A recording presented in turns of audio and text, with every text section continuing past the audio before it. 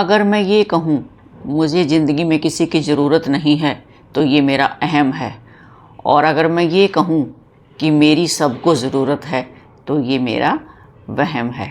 आइए, मलहांस पिटारा में आपका स्वागत है। आई होप आप सब अच्छे होंगे। हम भी आप लोगों की दुआओं से और परमात्मा की दया से बहुत अच्छे हैं।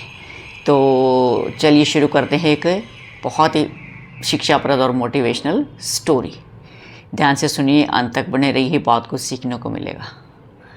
एक लड़का था, बहुत ही होनहार था और बहुत अच्छा एथलीट भी था, बहुत अच्छा रेसर था, और वो अपने कंट्री का बहुत अच्छा रेसर बनना चाहता था। काफ़ी ट्रेनिंग्स की, बहुत प्रयास की, कई जगह लोकल टूर्नामेंट्स में, district level, state level, national level पे कई जगह मेडल्स भी जीते।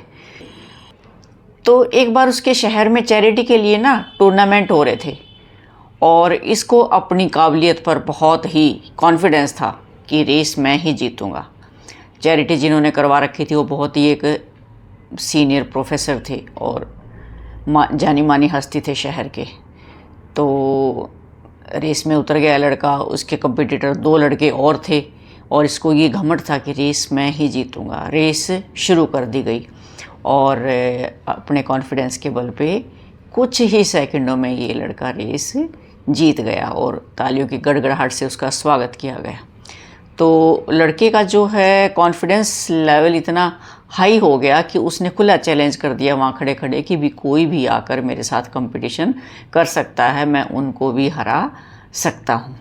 तो 2 नवयुवक और आए निकल कर। तो लड़के को तो अपनी काबिलियत पे भरोसा था क्योंकि बार बार जीत रहा था, और जीतने से उसका दिमाग भी 7वें आसमान पर चढ़ा हुआ था। तो रेस शुरू कर दी गई। लड़के ने फिर वही अपनी पूरी ताकत लगा दी और रेस जीत ली। फिर तालियों की गड़गड़ाहट से उसका स्वागत किया गया।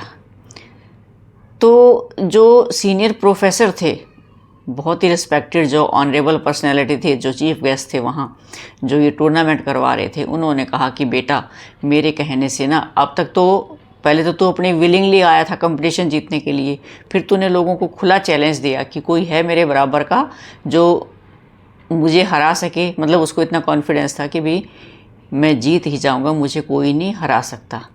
तो प्रोफेसर कहने लगे कि बेटा, एक रेस आप मेरे कहने से और लगाओ और जीत के दिखाओ। तो लड़का कहने लगा कोई बात नहीं, क्योंकि उसका तो कॉन्फिडेंस लेवल बहुत हाई हो चुका था बार बार जीत कर।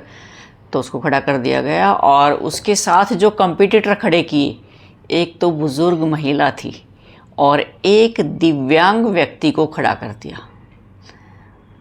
तो वो लड़का बड़ा आश्चर्यचकित हुआ कि उसने कहा कि गुरुजी, आप ये क्या कर रहे हो, ये मेरे कंपटीटर कैसे हो सकते हैं। तो उन प्रोफेसर ने कहा कि नहीं, तूने इन्हीं के साथ रेस में कंपटीशन करना है। तो जैसे ही रेस शुरू की, विसल बजी, तो लड़का तो फटाफट अपना पूरे जोश के साथ दौड़ लगाई और पहुंच गया एंड पॉइंट पे। लेकिन इस बार ना लोग आश्चर्यचकित हुए, ना लोगों ने तालियां ही बजाई उसके लिए।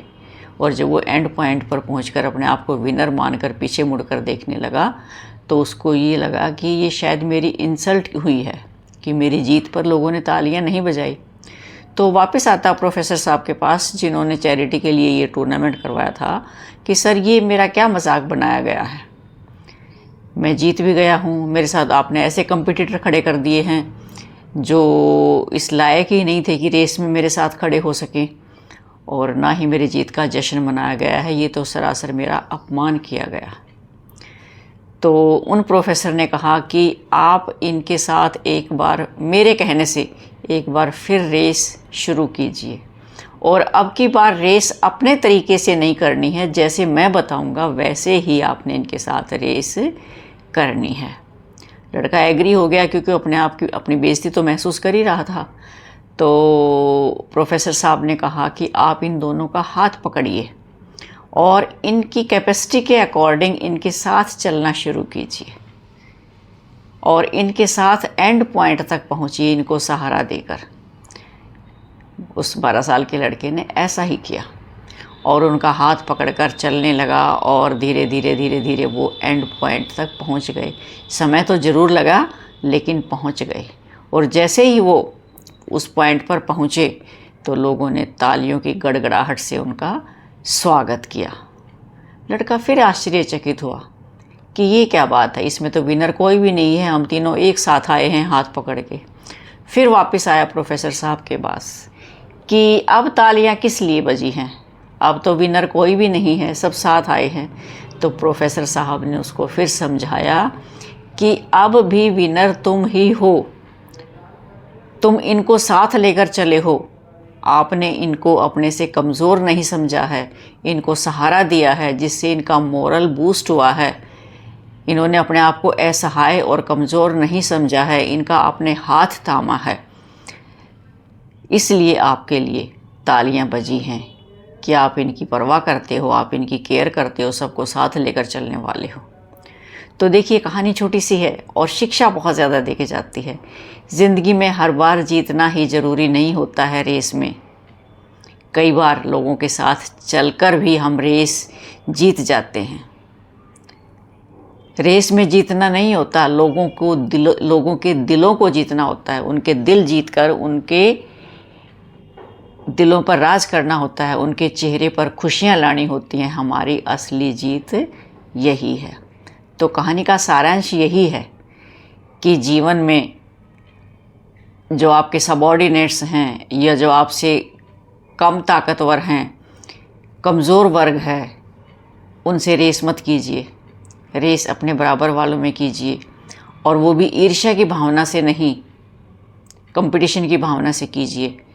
और जो आपसे कमज़ोर हैं, ताकत में भी, पैसे में भी, शरीर में भी, उनको साथ लेके चलिए, उनको सपोर्ट कीजिए। आपकी असली जीत उसी में है। जब आप लोगों के दिलों पर राज करोगे, आपकी वजह से उनके चेहरे पर स्माइल आएगी, खुशियाँ आएंगी, तब आप इतना गर्व महसूस करोगे कि वो जो मेडल्स हैं या जो विक्ट्री ताज है, उसकी खुशी से कहीं ज़्यादा खुशी उस दिन आपको महसूस होगी जब आप किसी का सहारा बनकर रेस को जीतोगे, उनके चेहरे पर खुशियाँ लाकर उनका दिल जीतोगे। असली जीत ये है आपकी। तो देखिए कहानी हमें बहुत कुछ सिखा के जाती है। तो कई बार जो है रेस में जीतने की बजाय लोगों के साथ चलें। आई होप आपको ये वीडियो अच्छी लगी होगी। वीडियो अच्छी लगे तो लाइक, शेयर और कमेंट कर दें, और जिन्होंने चैनल सब्सक्राइब नहीं किया हो फटाफट चैनल भी सब्सक्राइब कर दें, और जिन्होंने कर दिया है उनका दिल से धन्यवाद। बहुत बहुत आपका सपोर्ट करने के लिए। मिलते हैं एक और ऐसी मोटिवेशनल वीडियो के साथ, तब तक के लिए बाय बाय।